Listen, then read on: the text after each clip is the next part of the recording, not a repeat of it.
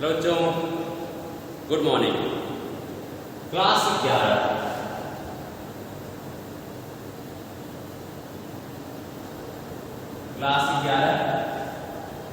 Physics second paper का जो lesson है आपका फर्स्ट, और ये जो लेसन फर्स्ट चल रहा है वह है आपका mechanical properties of solids.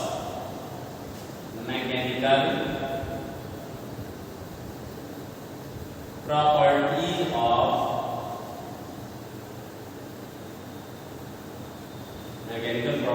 Of solids. इसमें कल की वीडियो में हमने प्रत्यास्थता से संबंधित बातें की, प्रत्यास्थता क्या है, और हमने विकृति के बारे में भी जाना, प्रत्यास्थ वस्तुएं अप्रत्यास्थ वस्तुएं जाना, प्रत्यास्थता की सीमा पढ़ लिया हमने, प्रतिबल भी हमने पढ़ा, और आज हम जानेंगे प्रतिबल के प्रकार। प्रतिबल के प्रकार, काइंड्स ऑफ स्ट्रेस,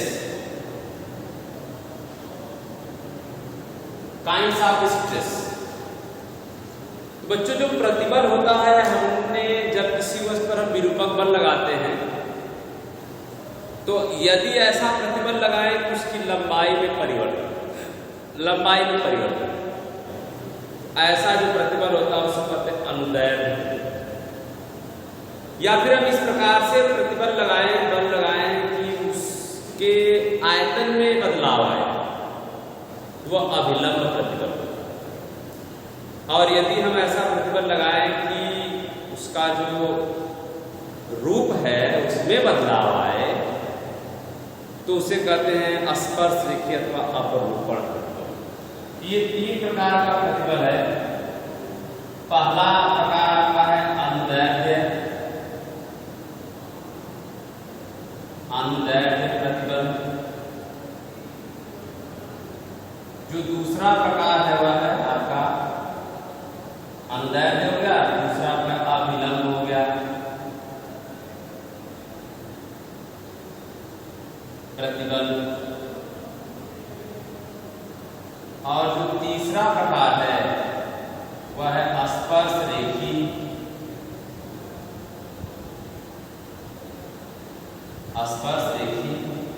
या अपरूपण प्रतिबल। स्पर्श रेखी या अपरूपण प्रतिबल, ये तीन प्रकार के प्रतिबल हैं।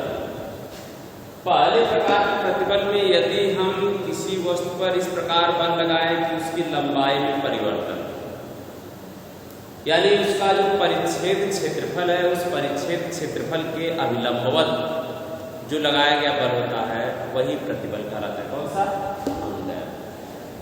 और ये जो अभिलंब प्रतिबल है वह जो पदार्थ होगा उसका जो पृष्ठ होगा उसके पृष्ठ के अभिलंबवत अगर हम बल लगाएं तो उसके एकांक पृष्ठ के अभिलंबवत जो लगने वाला बल होता है उसे कहते हैं हम लोग अभिलंब प्रतिबल।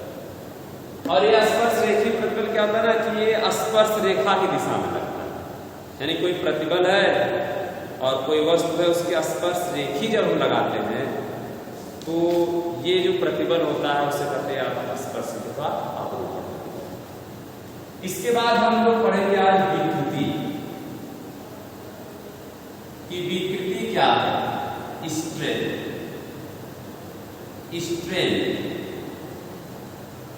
इसके पहले हम लोगों ने प्रतिबल पढ़ा।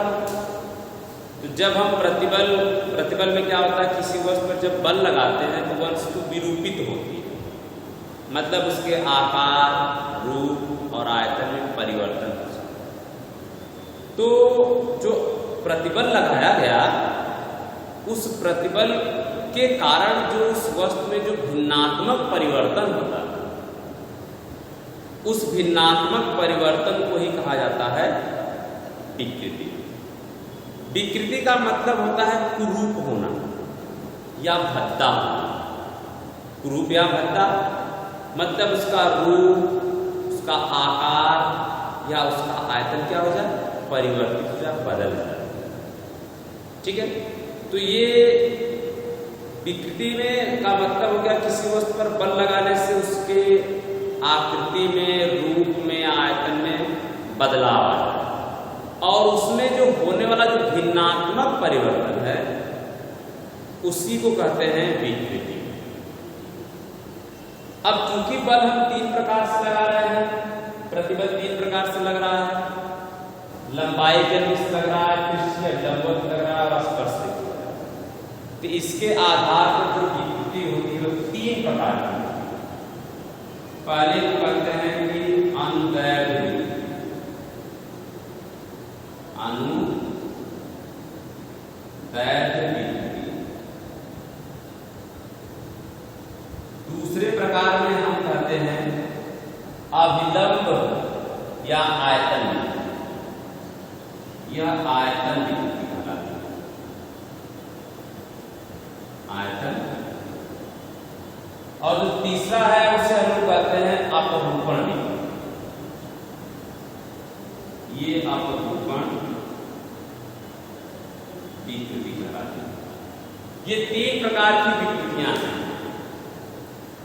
3 प्रकार की विकृतियां हैं कि अनुदैर्ध्य, आयतन और अपरूपण। यानी अगर किसी वस्तु पर हम क्या करते हैं ना, उसकी लंबाई के अनुदिश प्रतिबल लग रहा है, तो किसी भी वस्तु की लंबाई के अनुदिश यानी प्रति एकांक लंबाई में जो होने वाला परिवर्तन होता है उसे कहते हैं अनुदैर्ध्य। तो यहां से हमें मिलेगा पहला वाला कि अनुदैर्ध्य विकृति बराबर, अनुदैर्ध्य विकृति बराबर,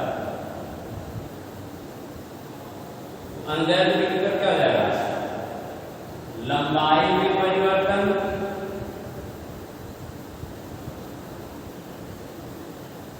और बटे प्रारंभिक लंबाई। अनुदैर्ध्य विकृति का मतलब है लंबाई में परिवर्तन बटे प्रारंभिक लंबाई।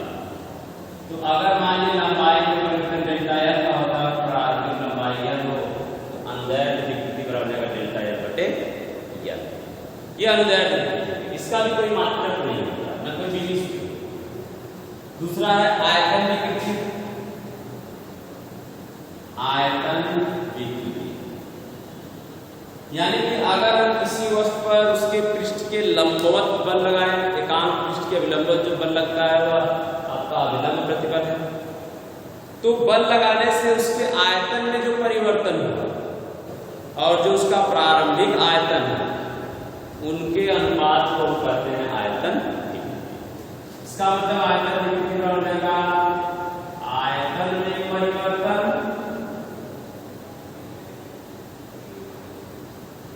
आयतन में परिवर्तन और बटे प्रारंभिक आयतन। आयतन विकृति का मतलब आयतन में परिवर्तन बटे प्रारंभिक आयतन। यदि आयतन में परिवर्तन डेल्टा v का हो और प्रारंभिक आयतन v हो तो हम इसे कहते हैं क्या, आयतन विकृति, डेल्टा v बटे। इसके बाद से तीसरे नंबर की विकृति है उसे कहते हैं अपरूपण विकृति। तो क्या है आपका अपरूपण विकृति। अपरूपण विकृति में क्या होता है, इसमें हम क्या करते हैं, कोई एक ऐसी वस्तु होती है जिसके हम एक पृष्ठ को स्थिर कर लेते हैं और उसके दूसरे पृष्ठ पर क्या करते हैं, स्पर्श रेखीय बल लगाते हैं। तो जैसे मान लीजिए कि हम यहाँ पर एक बेलनाकार वस्तु ले लिए,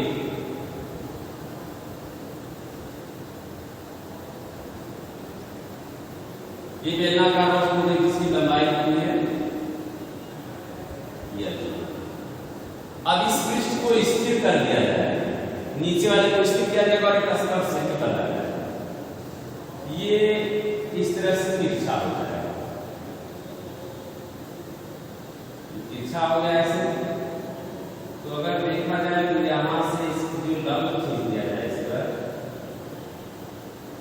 और यहां से इसको मिला दिया जाए, यहाँ का कोण बनेगा थीटा, ये लंबाई l है और ये जो विस्थापन हुआ डेल्टा x। वाला पार्ट क्या है, स्थिर है, और इधर जो स्पर्श रेखी बन रहा है, स्पर्श रेखीय बल, यह स्पर्श रेखी बल है। तो जो अपरूपण विकृति होती है, उस अपरूपण विकृति को क्या किया जाता है कि इसके जो यहाँ पर एंगल बनता है, या फिर कह सकते हैं कि ये जो विस्थापित जितना हुआ है और उस बेलन की जितनी लंबाई है, फलकों में जितना विस्थापन हुआ और फलकों के बीच की जो लंबवत दूरी है उसके अनुपात को कहते हैं अपरूपण विकृति। यानी अपरूपण विकृति तीसरा हो गया था अपरूपण विकृति बराबर फलकों में हुआ विस्थापन, यानी फलकों का विस्थापन किससे कह सकते हैं, फलकों का विस्थापन और बटे फलकों के बीच की लंबवत दूरी। यानी हमें यहां से मिलेगा कि डेल्टा एक्स बटे कितना यल, डेल्टा एक्स बटे यल।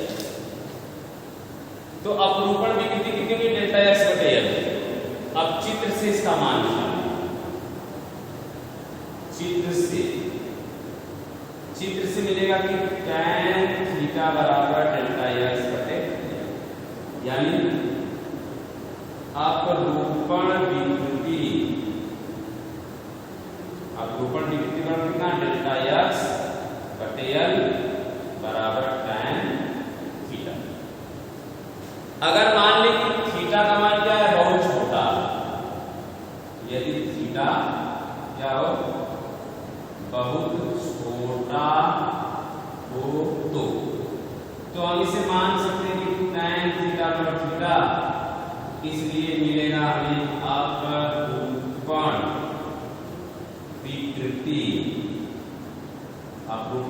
बराबर क्या, यानी कि जो फलक जितना विस्थापित होगा, जिस एंगल पर विस्थापित होगा, वही जो विस्थापन होगा उसी को हम लोग कहते हैं अपरूपण विकृति। ये अपरूपण विकृति हो गई।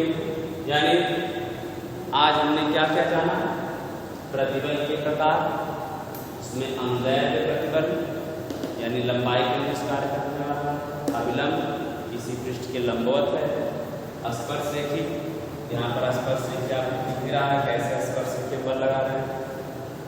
अनुदैर्ध्य विकृति के लिए देखिए मिला है, अनुदैर्ध्य विकृति में लंबाई में जो परिवर्तन होता है, तो प्रारंभिक लंबाई का अनुपात होता है, उसे अनुदैर्ध्य। आयतन विकृति यानी इसमें आयतन में जो परिवर्तन होगा और उसका जो प्रारंभिक आयतन होगा, इसे हम कहेंगे क्या, आयतन विकृति, डेल्टा विकृति। फिर अपरूपण विकृति, यहाँ फिगर बना के बता दिया गया, स्पर्श इसकी लंबाई है, स्पर्श से बल लगाएंगे, यहाँ पर थीटा को बना, विस्थापन डेल्टा एक्स का लंबाई है। तो अपरूपण विकृति है फलकों का विस्थापन बटे फलकों के बीच की दूरी। तो चित्र से क्या मिला है, यहाँ से मिला डेल्टा एक्स दिया, तो चित्र से tan थीटा है, ये लंब है और इसका आधार है, tan थीटा और लंब बटे आधार होता है। तो डेल्टा एक्स बटे हो गया, tan थीटा डेल्टा एक्स बटे, इसका अपरूपण विकृति का मतलब डेल्टा एक्स बटे बराबर tan थीटा। अगर tan थीटा बहुत छोटा है, थीटा का मान बहुत छोटा है, तो tan थीटा को थीटा के बराबर मान लेते हैं। इसका मतलब अपरूपण विकृति क्या कहलाएगा, ये सीधे से थीटा के बराबर। अब बच्चों इसमें हमें पढ़ना है हुक का नियम, हुक का नियम।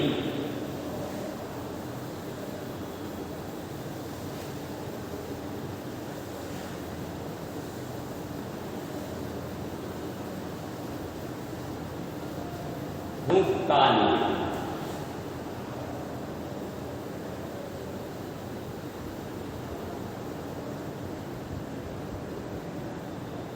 Hooke's law.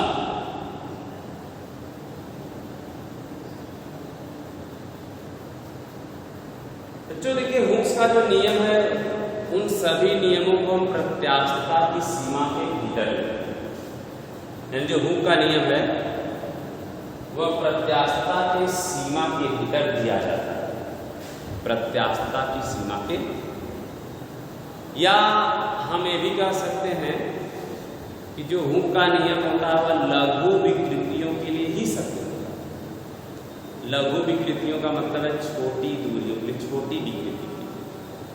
जैसे अगर हम एक बोल लें स्प्रिंग, तो अगर हम थोड़ा सा खींचते हैं और छोड़ेंगे तो वापस जाएगा, थोड़ा और खींचेंगे छोड़ेंगे वापस जाएगा। लेकिन अगर ज़्यादा खींच देंगे तब वो सीधा का सीधा रह जाएगा, ज़्यादा खींच देंगे तो सीधा का सीधा रह जाएगा। तो जब वो सीधा का सीधा रह गया, इसका मतलब है कि अब वो उसके प्रत्यास्थता का गुण क्या हो गया, अब वो समाप्त हो गया, अब वो प्रत्यास्थ नहीं है। तो हमें हुक का नियम तभी लगाना है कि हम उस पर बल लगाएं और छोड़ें तो वापस अपनी प्रारंभिक स्थिति में आ जाए। तो लघु विकृतियों के लिए या प्रत्यास्थता की सीमा के भीतर किसी भी वस्तु पर जो लगाया गया प्रतिबल होता है, उस वस्तु में उत्पन्न विकृति के अनुक्रमानुपाती, यानी लघु विकृतियों के लिए प्रतिबल विकृति के अनुक्रमानुपाती, छोटी विकृति के लिए प्रत्यास्थता की सीमा के अंदर कर सकते हैं कि लघु विकृतियों के लिए, लघु विकृतियों के लिए प्रतिबल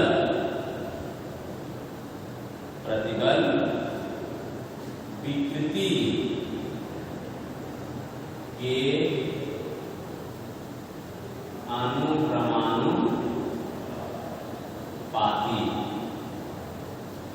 अनुक्रमानुपाती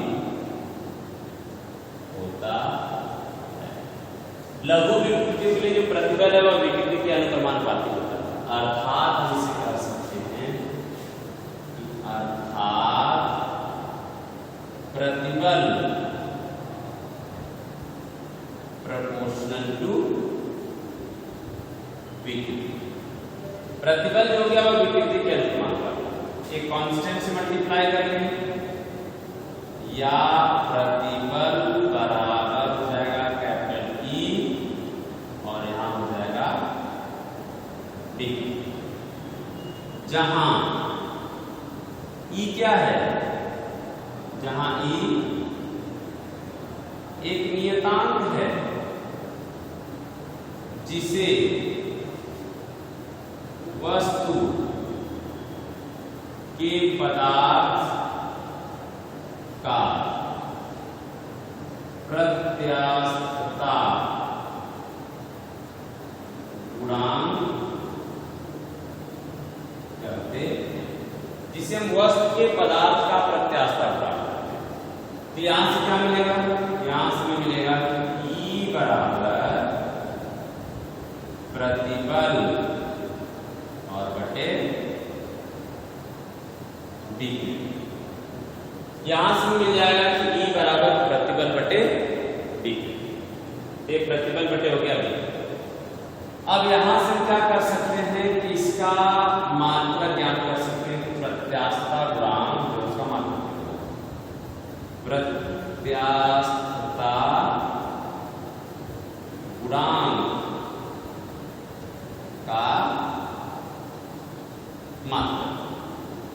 तो प्रत्यास्थता गुणांक का मात्रक क्या बनेगा, यहां से बनेगा आपका प्रतिबल का मात्रक,